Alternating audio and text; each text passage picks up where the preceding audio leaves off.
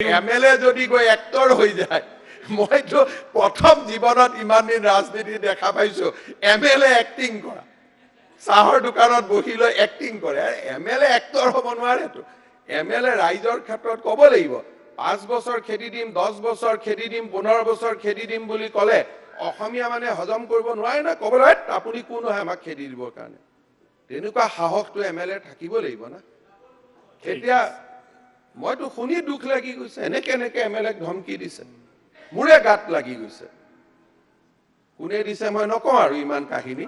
সেইকাৰণে মোৰ ইমান দুখ লাগিছে যে আমাৰ মোৰ কলিগ কমলাক্ষ পুৰকায়স্থ ডাঙৰীয়াই ইয়াতে হাউচত চিঞৰি ক'লে যে লোকেল চুপাৰী এৰি দিব লাগে। আপোনালোকৰ মনত আছে। তাৰপিছত মই বৰাকৰ বিধায়কসকলক সুধিলো যে চক মই এৰি দিম, পিছত কিন্তু মোৰ গাত বদনাম হ'ব। আপোনালোকে ক'লে আপোনালোকক প্ৰটেক্ট কৰিম। কিন্তু কোকৰাঝাৰৰ গাড়ীৰ ভিতৰত যেতিয়া কিয় চুপাৰী খুলিছে বুলি কোনোবা এজন নেতাই কংগ্ৰেছৰ এমএলএক ধমকি দিলে, তেতিয়া কংগ্ৰেছৰ এমএলএখিনিয়েতো উঠি নকলে যে এইটো এছেম্বলিত আমাৰ ডিমাণ্ড আছিল বুলি। দুখ লাগে নাই কওক আপোনালোকে? এইটো ইয়াতে কমলাক্ষ দেৱ পুৰকায়স্থই হাউচৰ ৰেকৰ্ড আছে। চিঞৰি ক'লে যে মোৰ চুপাৰী এৰি দিব লাগে।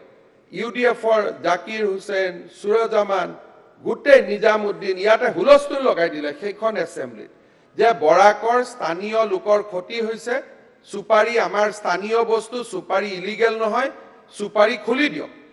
মহোদয় কুৱেশ্যনৰ ওপৰত উত্তৰ দিবলৈ অনুৰোধ জনাইছো। অধ্যক্ষ মহোদয়, এইটো ৰেফাৰেঞ্চ, বহুত ডাঙৰ ৰেফাৰেঞ্চ।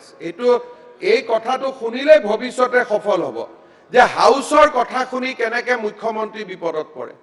তাৰপিছত চুপাৰীবিলাক আমি লোকেল চুপাৰীখিনি খুলি দিলোঁ। বিমল বৰা, যোগেন মহানক হাউচত উত্তৰ দি মই পঠিয়ালোঁ, হয়নে?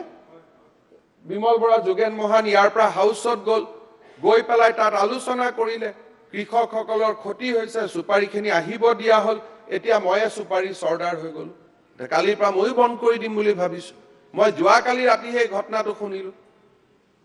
আৰু তাতে বিধায়ক কেইজন উপস্থিত আছিল, নকলে যে এইটো আমি কৰিব দিছিলোঁ মুখ্যমন্ত্ৰীক। এইটোত বাকীত কথাত যি গালি দিয়ে দিয়ক, এইটোত গালি নিদিব, কাৰণ এইটোত আমি ডিমাণ্ড কৰিছিলোঁ। দুখ নালাগে নেকি কওকচোন? গতিকে মোৰ কাৰণে কৰবাত চৰকাৰৰ পুঁজি আছে, কৰবাত বিল্ডিং ভাঙি গৈছে, ব্ৰিজ ভাঙি গৈছে, অমুক গৈছে, মই ইনষ্টেন্ট লোকেল চুপাৰী চলিব লাগে স্যাৰ, লোকেল চুপাৰী চলিব লাগে। মই হাউচতো কৈছো আৰু আমাৰ কিন্তু বিৰাট হেৰি হৈছে। হাউচত নকব, যেতিয়া ইয়াত অন্যায় হয়, ন্যায় হয়, কিবা ওলাই তেতিয়া কব, যাক কব লাগে। নহলে সৰু ভিডিঅ' পাব্লিছ কৰি দিয়ে। এটা ভিডিঅ'ত আপুনিও এক্টিং কৰিছে মাজুলী নদীৰ ওপৰত। গতিকে মানুহ এনেকে এমএলএ যদি গৈ এক্টৰ হৈ যায়, মইতো প্ৰথম জীৱনত ইমান দিন ৰাজনীতি দেখা পাইছো এমএলএ এক্টিং কৰা, চাহৰ দোকানত বহি লৈ এক্টিং কৰে। এমএলএ এক্টৰ হ'ব নোৱাৰেতো। এমএলএ ৰাইজৰ ক্ষেত্ৰত ক'ব লাগিব 5 বছৰ খেদি দিম, 10 বছৰ খেদি দিম, 15 বছৰ খেদি দিম বুলি ক'লে অসমীয়া মানে হজম কৰিব নোৱাৰে না। ক'বলৈ আপুনি কোন হয় আমাক খেদি দিবৰ কাৰণে? তেনেকুৱা সাহসটো এমএলএ থাকিব লাগিব না। এতিয়া মইতো শুনি দুখ লাগি গৈছে, এনেকে এমএলএক ধমকি দিছে, মোৰে গাত লাগি গৈছে। কোনে দিছে মই নকওঁ আৰু ইমান কাহিনী। সেইকাৰণে মোৰ ইমান দুখ লাগিছে যে আমাৰ মোৰ কলিগ